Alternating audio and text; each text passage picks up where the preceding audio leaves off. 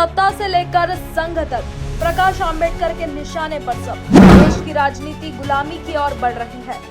CCI पर साजिश का आरोप, किसानों को दी चेतावनी। आरएसएस भाजपा पर प्रकाश आंबेडकर का सीधा हमला। नागपुर में वंचित बहुजन आघाड़ी के प्रमुख प्रकाश आंबेडकर ने राजनीतिक व्यवस्था, आरएसएस, भाजपा, कांग्रेस और महाविकास आघाड़ी पर तीखा हमला बोला है। प्रकाश आंबेडकर ने दावा किया है कि देश की राजनीति गुलामी की ओर बढ़ रही है, जबकि किसानों के हितों से जुड़े मुद्दों पर भी उन्होंने सरकार को कटघरे में खड़ा किया। कॉटन कॉर्पोरेशन ऑफ इंडिया से लेकर विपक्षी दलों की भूमिका तक प्रकाश आंबेडकर ने कई बड़े सवाल उठाए हैं। नागपुर में आयोजित प्रेस कॉन्फ्रेंस में प्रकाश आंबेडकर ने कॉटन कॉर्पोरेशन ऑफ इंडिया यानी सीसीआई से जुड़े विवाद को लेकर गंभीर आरोप लगाए। उन्होंने कहा कि सीसीआई द्वारा अपनाई गई नई खरीद व्यवस्था को विफल करने की कोशिश की जा रही है, जिससे भविष्य में कपास खरीद बंद होने का खतरा पैदा हो सकता है और इसका सीधा फायदा व्यापारी वर्ग को होगा। आगे प्रकाश आंबेडकर ने बताया कि इस मामले में सरकार को नोटिस जारी किया गया और जल्द ही सुनवाई भी होने वाली है। उन्होंने मांग की है कि सितंबर के पहले सप्ताह में ही धान, सोयाबीन और ज्वार की खरीदी के लिए केंद्रों और समर्थन मूल्य की घोषणा की जाए ताकि किसानों को राहत मिल सके। अकोल्यातल्या काही शेतकऱ्यांनी मिळून हायकोर्टामध्ये एक रिट पिटिशन दाखल केली, जिथून ॲग्रिकल्चर प्राइस कमिशननी कापसाचे दर ठरवले आणि सीसीआयने कापूस विकत खरेदी करायला सुरुवात केली। त्याचा एक परिणाम झाला तो म्हणजे आत्महत्याग्रस्त शेतकऱ्यांची संख्या कमी होत राहिली। परंतु एक नवीन पद्धत सीसीआयमध्ये सुरुवात झाली आहे की ह्या पिटिशन मार्फत ती कोर्टासमोर आणलेली आहे आणि ती म्हणजे 20%, 25% सीसीआयने जे बेल केलेले आहेत, कापसाचे बेल केलेले आहेत, त्याला पडेल भावाने विकायचं आणि पडेल भावाने विकून सीसीआयला अडचणीत आणायचं अशी असणारी परिस्थिती आहे। सीसीआय अडचणीत आली तर आज जे शेतकऱ्यांचं काही प्रमाणात शोषण थांबलेलं आहे, कापसाच्या शेतकऱ्याचं शोषण थांबलेलं आहे, ते पुन्हा सुरुवात होण्याची शक्यता आहे। कारण का शासन लॉस मेकिंग कॉर्पोरेशन जे आहे ते सस्टेन करू शकणार नाही आणि मग कधी विकत घेतलं कधी विकत घेतलं नाही अशी जर सिस्टम निर्माण झाली तर शेतकरी पुन्हा ट्रेडर जो आहे, मार्केट फोर्सेस जे आहे त्याला बळी पडेल अशा रीतीचं पिटिशन होतं कोर्टासमोर। कोर्टाने त्याच पिटिशन ऐकलं, सीसीआयला आणि शासनाला नोटीस इश्यू करायला सांगितलं। 2 आठवड्यामध्ये शासनाला आणि सीसीआयला रिप्लाय दाखल करायला सांगितलेलं आहे आणि त्यांचा रिप्लाय आला की मग असं फायनल हिअरिंगला त्या ठिकाणी लावण्यात येईल असं कोर्टाने आज आदेश दिले। या पिटिशनमुळे शेतकरी हा वेगवेगळे पिकं घेतो अशी असणारी परिस्थिती आहे। या पिटिशनमुळे कापसाचा शेतकरी जो आहे तो कापसाचा शेतकरी जो ॲग्रिकल्चर प्राइस कमिशनने भाव दिलेला आहे ती तरी मिळण्याची त्याला शाश्वती आहे अशी परिस्थिती आहे। मी असं मानतो की इथला असणारा विदर्भामधला असणारा धानाचा शेतकरी सुद्धा आहे, त्याला कुठल्याही पद्धतीने सुरक्षितता नाही अशी असणारी परिस्थिती आहे। तोही मार्केट फोर्सेसला बळी पडतोय अशी परिस्थिती आहे. शासनाला आम्ही असणारा विनंती करणार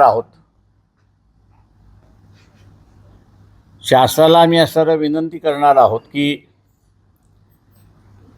सप्टेंबर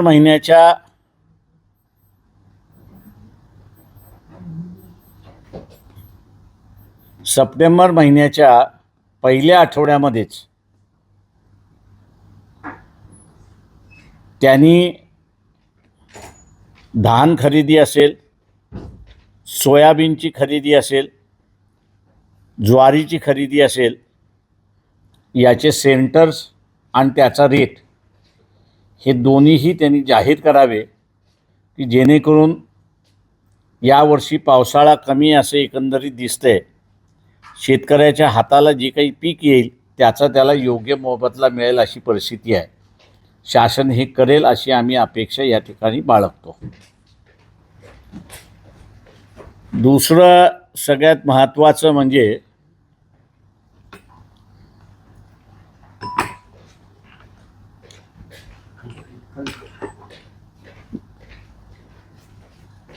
या देशामध्ये प्रत्येक माणूस म्हणजे राजकीय माणूस हा गुलाम झालेला मला कुठेतरी दिसतोय.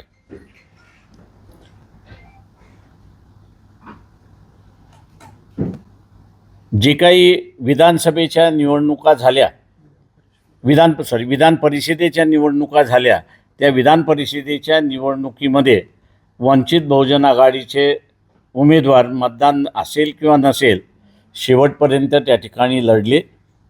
परंतु काँग्रेसने उभे केलेले उमेदवार हे अर्ध्यामध्ये पळून गेले किंवा लढलेच नाहीत अशी असणारी परिस्थिती आहे. आणि म्हणून इथले राजकीय पक्ष एकंदरीत गुलाम होतात आहेत का अशी एक परिस्थिती त्या ठिकाणी उद्भवलेली आहे. RSS जे असणारं एक कॅरेक्टर बिल्डिंग ऑर्गनायझेशन म्हणून स्वतःला असं संबोधते, त्याचे मोहन भागवतसुद्धा नरेंद्र मोदीला गुलाम झालेले एकंदरीत दिसत आहेत. कारण का आंतरराष्ट्रीय आपण असणारा बघितलं तर पंतप्रधानाची असणारी चिथू व्हायला लागलेली आहे. आणि देशाला ज्याला आपल्याला म्हणता येईल की आर्थिक दृष्टीने गुलाम करण्याची असणारी प्रक्रिया सुरुवात झाली आहे. मधुकेश्वर असतील, सुब्रमण्यम स्वामी असतील किंवा वानखडे असतील, या सगळ्यांनी पंतप्रधानाच्या चारित्र्यावरती शंका व्यक्त केलेली आहे. आणि ही शंका व्यक्त केल्यानंतर RSS जे स्वतःला असणारं एक कॅरेक्टर बिल्डिंग ऑर्गनायझेशन म्हणतं, त्यांनी कुठल्याही पद्धतीने पंतप्रधानांना विचारलेलं नाही. हे जे पब्लिकली आरोप होतात आहेत, त्या पब्लिकली आरोपामध्ये तथ्य आहे का याच्या संदर्भातला खुलासा मोहन भागवत यांनी पंतप्रधानांना विचारलेला नाही. ज्या अर्थी ही हिंमत मोहन भागवत दाखवत नाहीत, त्या अर्थी मी असं मानतो की नरेंद्र मोदीने मोहन भागवत यांना असणारं गुलाम केलेलं अशी परिस्थिती आहे. आणि पंतप्रधान नरेंद्र मोदी यांना अनेक देशातल्या राष्ट्राध्यक्षाने त्यांना जे पाहिजे ते करून घेतात आहेत अशी परिस्थिती आहे. त्याच्यामुळे पंतप्रधानाचं वागणं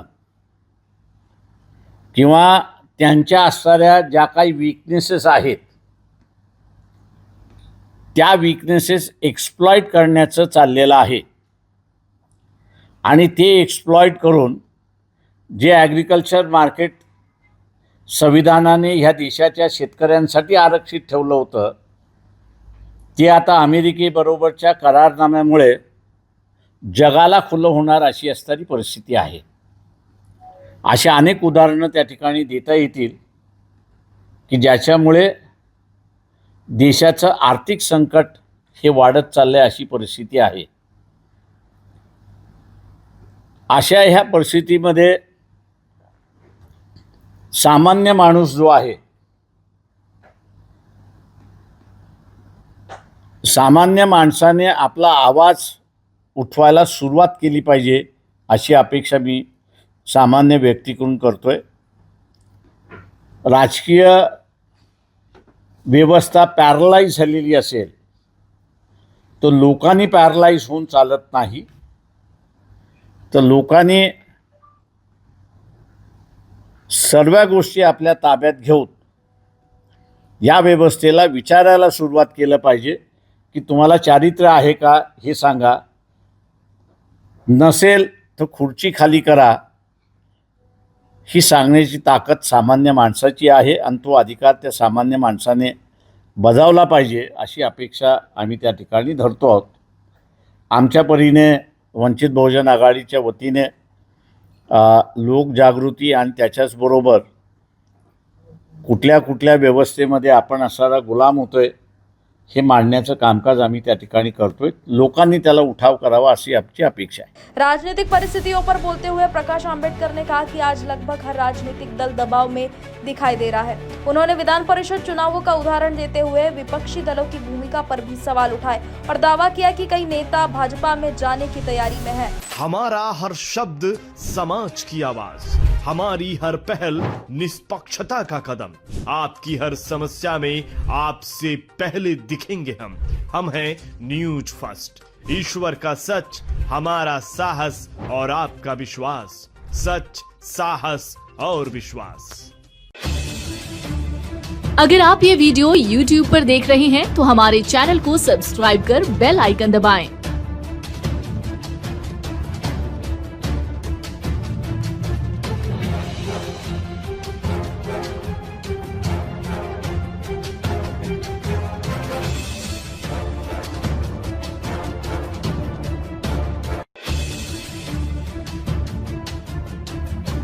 और Facebook पर देख रहे हैं तो हमारे पेज को लाइक करें.